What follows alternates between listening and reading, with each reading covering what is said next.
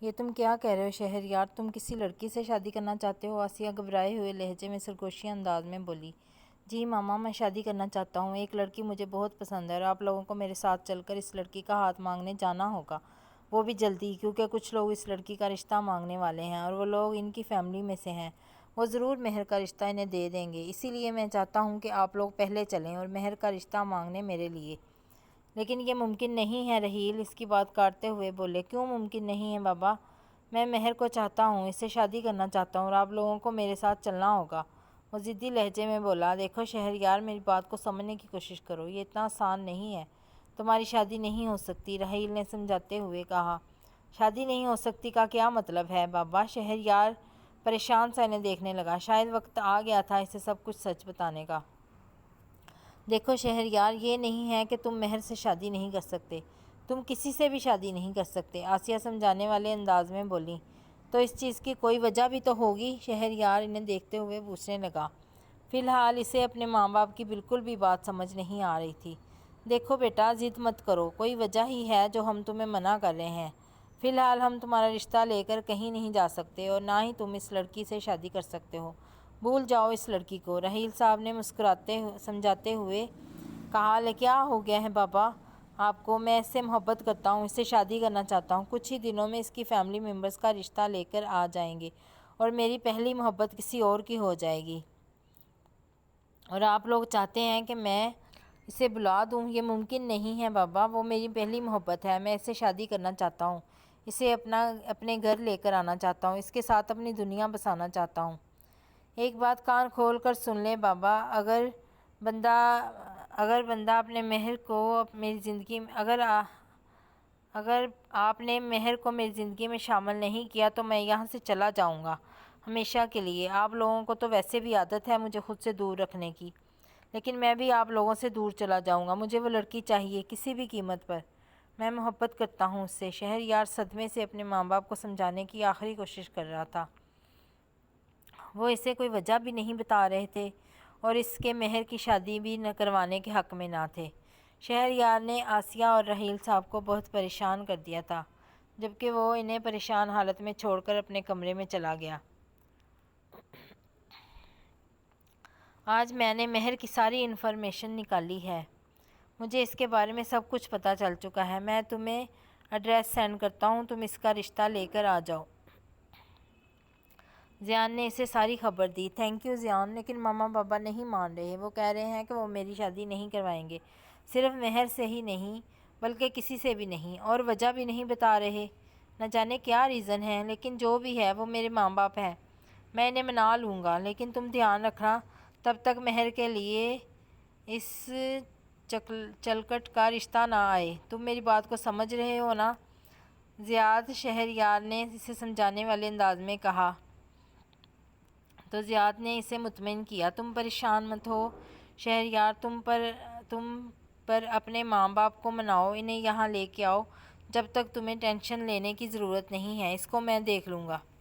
Thank you so مچ زیان، تم واقعی میرے سچے دوست ہو، اس نے دل سے کہا تھا۔ جانتا ہوں، زیادہ مسکا لگانے کی ضرورت نہیں ہے، چل جا اور اپنے ماں باپ کو منا۔ زیان نے ہنستے ہوئے فون بند کیا تھا۔ شہریار بیٹا، کچھ دکھاؤ تو میری جان، آسیہ نے اس کے کمرے میں آتے ہوئے کہا۔ جب آیا تھا اس نے کہا تھا اسے سخت بھوک لگی ہے، اور پھر ڈائننگ ٹیبل سے وہ اٹھ کر اندر آ گیا بنا ایک بھی نوالا کھائے۔ مجھے کچھ نہیں کھانا، بس مجھے یہ پتہ ہے کہ مجھے مہر سے شادی کرنی ہے، کسی بھی قیمت پر آپ لوگ میرے ساتھ چل رہے ہیں یا نہیں، مجھے جواب دیں، وہ ضدی لہجے میں بولا۔ شہریار بیٹا، یہ ممکن نہیں ہے۔ لیکن کیوں ممکن نہیں ہے ماما؟ کوئی وجہ تو بتائیں، آپ کی یہ آدھی ادھوری بات میری سمجھ سے باہر ہے، مجھے وجہ بتائیں کہ میں مہر سے شادی کیوں نہیں کر سکتا، آپ مجھے وجہ بتائیں، ابھی میں کھانا کھاؤں گا۔ وہ جتنا اپنے ماں باپ سے دور رہا تھا اتنا ہی وہ ان کے دل کے قریب تھا، وہ دونوں اسے دکھی نہیں دیکھ سکتے تھے، لیکن اس کمرے کا راز بھی اس پر کھولنا ان کے بس سے باہر تھا۔ نہیں ماما، آپ ایسے نہیں جا سکتی، آپ کو مجھے وجہ بتانی ہوگی۔ انہیں کھڑے ہوتے دیکھ کر شہریار نے ان کا ہاتھ تھام لیا۔ ہم کل صبح مہر کا رشتہ مانگنے اس کے گھر جائیں گے، اور اگر وہ لوگ اس رشتے کے لیے مان گئے تو کراچی والے بنگلے میں ہی ہم تمہارا نکاح کریں گے، اور وہیں سے تم مہر کو لے کر ہمیشہ کے لیے کینیڈا واپس لے جاؤ گے؟ بابا نے اس کے کمرے میں داخل ہوتے ہوئے کہا۔ کیا مطلب؟ آپ لوگ نہیں چاہتے کہ میں یہاں رکوں؟ وہ شکی انداز میں ان دونوں کو دیکھتے ہوئے بولا۔ ہاں، ہم نہیں چاہتے کہ تم یہاں رکو، اور اب کوئی بحث نہیں ہوگی۔ ہم تمہاری بات مان رہے ہیں اور تمہیں خاموشی سے ہماری بات ماننی ہوگی۔ اب آرام سے بیٹھ کر کھانا کھاؤ، رحیل صاحب نے سخت لہجے میں کہا، جبکہ شہریار تو بس یہی بات سوچ کر خوش ہو چکا تھا کہ اس کے من کی مراد پوری ہونے جا رہی ہے۔ آخر 2 گھنٹے بھوکے رہ کر اس نے اپنی خواہش پا ہی لی تھی۔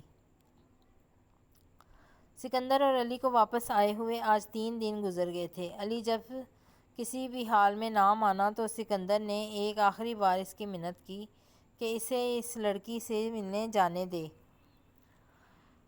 علی تو اس بات کے لیے بھی تیار نہیں ہو رہا تھا، لیکن سکندر کی ضد کے آگے بے بس ہو گیا اور سکندر جانے سے پہلے اس لڑکی سے ملنے گیا۔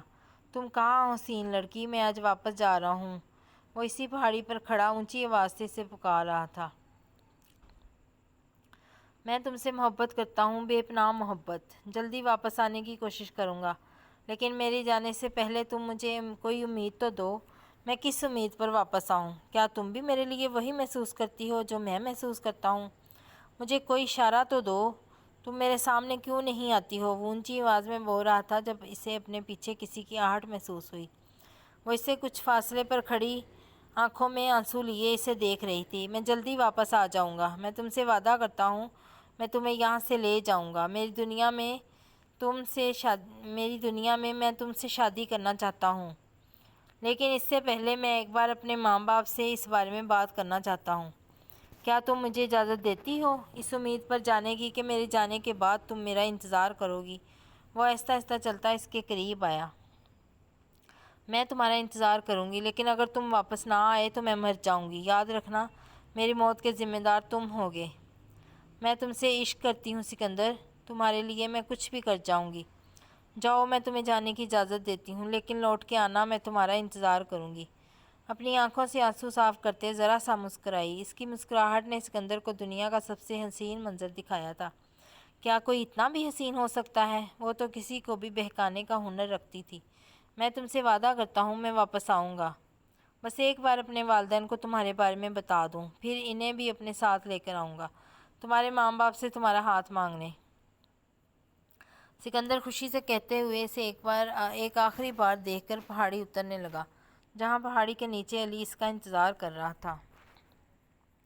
وہ تھوڑی دیر میں پلٹ کر دیکھتا تو اسے وہیں کھڑی نظر آتی۔ اسے یقین تھا کہ اس کے ماں باپ مان جائیں گے، وہ تو اس کی ہر خواہش پوری کرتے تھے، تو یہ خواہش پوری کیسے نہ کریں گی؟ ایسا ناممکن تھا۔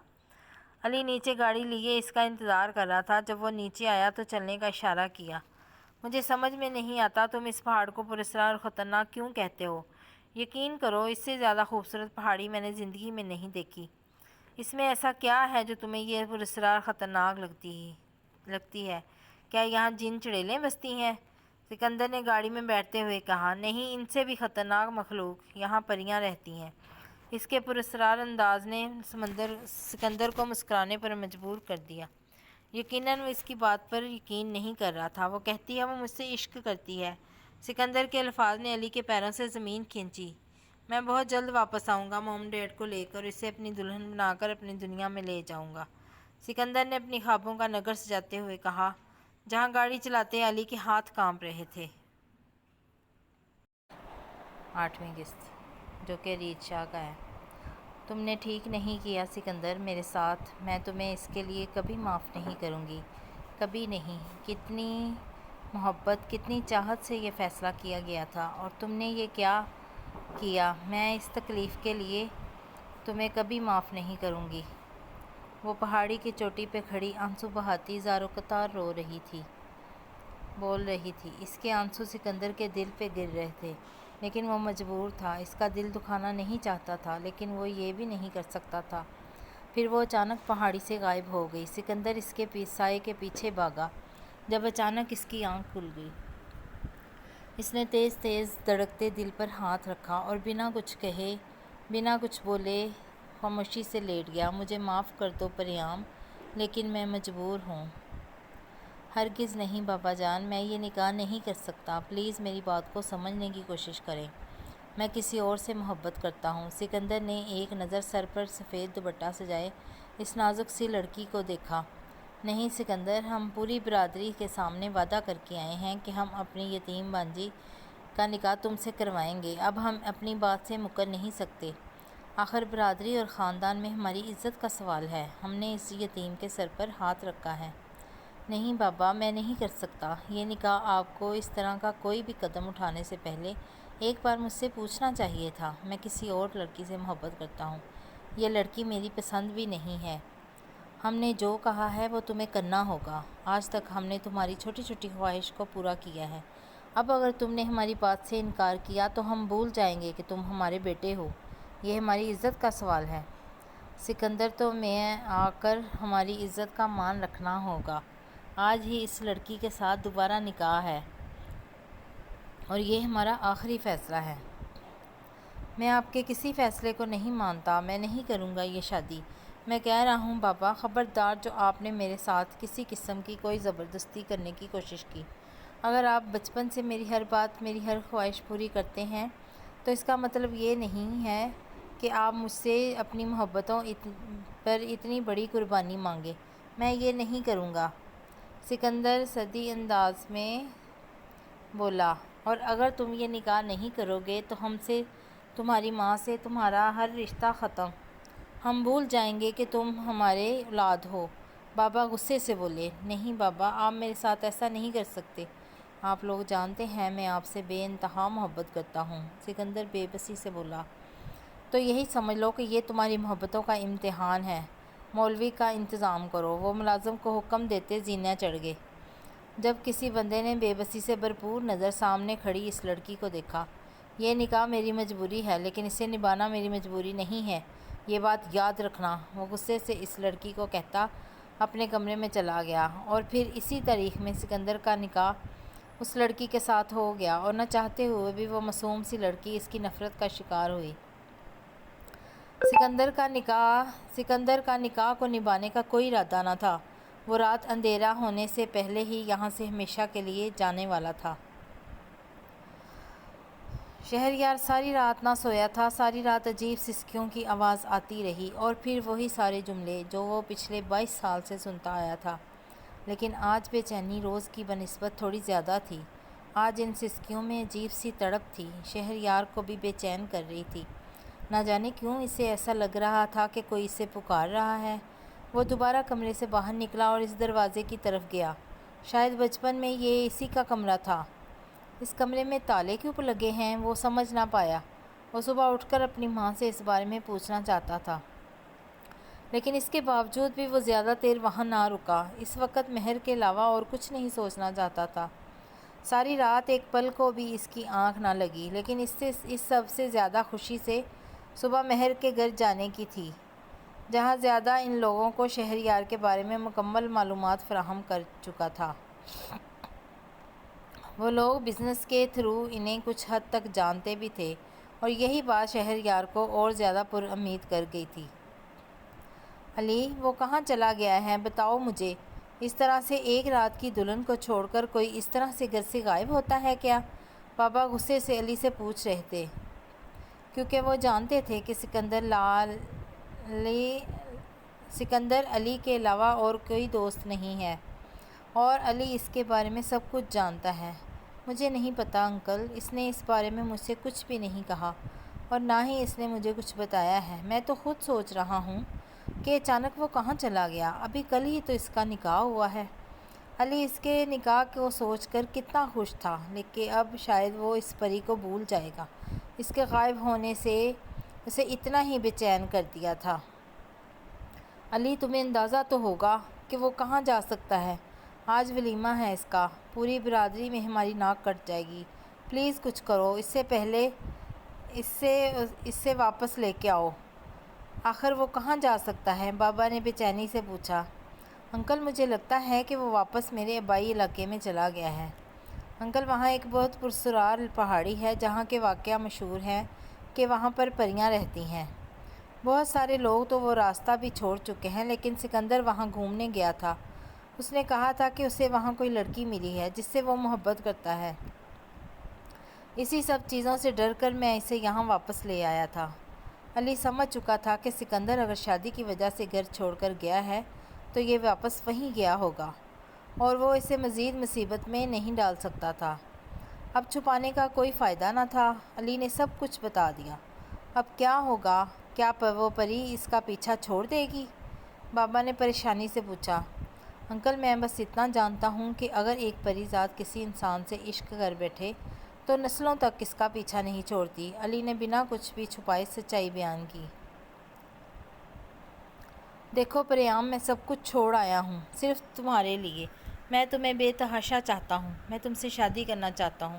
پریام، کیا تم مجھ سے شادی کرو گی؟ پہاڑی کے ایک درخت کی طرف بیٹھا تھا جبکہ اس کی دوسری طرف وہ شرابہ حسن بیٹھی اس کی باتیں سن رہی تھی۔ میں تمہارا ہی انتظار کر رہی تھی سکندر، تمہارے اس وعدے پر کہ تم واپس آؤ گے۔ دیکھو میرا یقین کتنا سچا تھا، تم واپس آ گئے ہو میرے لیے۔ میں تم سے نکاح کرنے کے لیے تیار ہوں۔ میں نے اپنے سارے گھر والوں کو تمہارے بارے میں بتا دیا ہے۔ پریام نے مسکراتے ہوئے کہا، تم سے نکاح کر کے میں تمہیں اپنے گھر لے جاؤں گا اور اس لڑکی کو بھی چھوڑ دوں گا جس کے ساتھ بابا نے زبردستی میرا نکاح کروایا ہے۔ سکندر نے اس کی حسین چہرے کو دیکھتے ہوئے کہا، نہیں سکندر، تمہیں اسے چھوڑنے کی ضرورت نہیں ہے، میں اپنا دل بڑا کر لوں گی۔ تم بے شک اسے اپنے نکاح میں رکھو، بس میرے حصے کی محبت مجھے دیتے رہنا، میں تمہارے لیے کسی بھی حالات میں گزارا کر لوں گی۔ وہ اس کے سینے پر سر رکھتے ہوئے بولی، جبکہ وہ گھر سے ہی فیصلہ کر کے آیا تھا پرام سے نکاح کے فوراً بعد ہی وہ اسے طلاق دے دے گا۔ لیکن پھر بھی پریام اس کی محبت میں کتنی بڑی قربانی دینے کو تیار تھی، یہاں تک کہ سوتن کے ساتھ ساری زندگی رہنے کو تیار تھی۔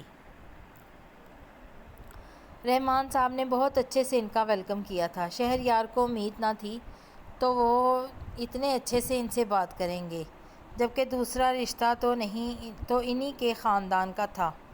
ہم آئے دن اخباروں میں آپ کا ذکر پڑھتے رہتے ہیں رحیل صاحب، اتنا کامیاب بزنس مین اور اس کے بعد اتنے اچھے اخلاق کے مالک ہیں آپ۔ یقین کریں آپ سے مل کر مجھے بے تحاشا خوشی ہوئی ہے۔ رحمان صاحب ان کے سامنے بیٹھے بول رہے تھے، ہمیں بھی آپ سے مل کر بہت خوشی ہوئی ہے۔ ویسے زیان نے آپ کو ہمارے یہاں آنے کی وجہ بتا ہی دی ہوگی، لیکن پھر بھی ہم آپ کی بیٹی کو اپنے گھر کی بیٹی بنانے کی عرضی لیے آپ کے گھر میں آئے ہیں۔ یہ میرا بیٹا ہے شہریار، کینیڈا میں اس نے ہمارے بزنس کو 4 چاند لگا دیے ہیں۔ ابھی اسی ہفتے یہ واپس جانے والا ہے، لیکن اس کے جانے سے پہلے ہم اس حسین بندھن میں باندھنا چاہتے ہیں اور آپ کے گھر کا راستہ بھی ہمیں اسی نے دکھایا ہے۔ اگر آپ کو مناسب لگے تو ہم مہر اور شہریار کی شادی کی بات آگے بڑھانا چاہیں گے۔ رحیل صاحب نے ایک نظر شہریار کو دیکھا اور بات کی، رحیل صاحب اتنی جلد بازی میں اتنا بڑا فیصلہ نہیں کر سکتا میں۔ آپ نے کہا کہ شہریار کینیڈا واپس جانے والا ہے، واپس آنے دیں، ہم انشاءاللہ سوچ سمجھ کر فیصلہ کریں گے۔ رحمان صاحب نے جلد بازی نہ کرتے ہوئے فیصلہ کیا، نہیں رحمان صاحب، وہ دراصل شہریار اس بار کینیڈا جائے گا تو 7 سال تک واپس آنے کا کوئی ارادہ نہیں ہے۔ آپ سمجھتے ہیں بزنس کے داؤ پیچ، جب تک اسے پورا وقت نہ دیا جائے تب تک بزنس سنبھل نہیں سکتا، اسی لیے شہریار کی جلدی واپسی ممکن نہیں، اور یہ مہر کو بہت پسند کرنے لگا ہے۔ آپ ایک بار پھر سوچ لیں، رحیل صاحب نے شہریار کا مایوس چہرہ دیکھتے ہوئے پھر سے کہا، ہم اپنی بیٹی مہر سے بات کر کے آپ کو جواب دیں گے۔ رحمان صاحب نے کچھ سوچتے ہوئے کہا، بالکل ٹھیک ہے انکل، آپ مہر سے بات کر لیں، لیکن میں آپ سے بات کرنا چاہتا ہوں کہ میں جانتا ہوں کہ ہر باپ چاہتا ہے کہ اس کی بیٹی کو اس کے باپ جتنی محبت کرنے والا شوہر ملے۔ میں اندازہ لگا سکتا ہوں کہ ایک باپ اپنی بیٹی سے کتنی محبت کرتا ہے۔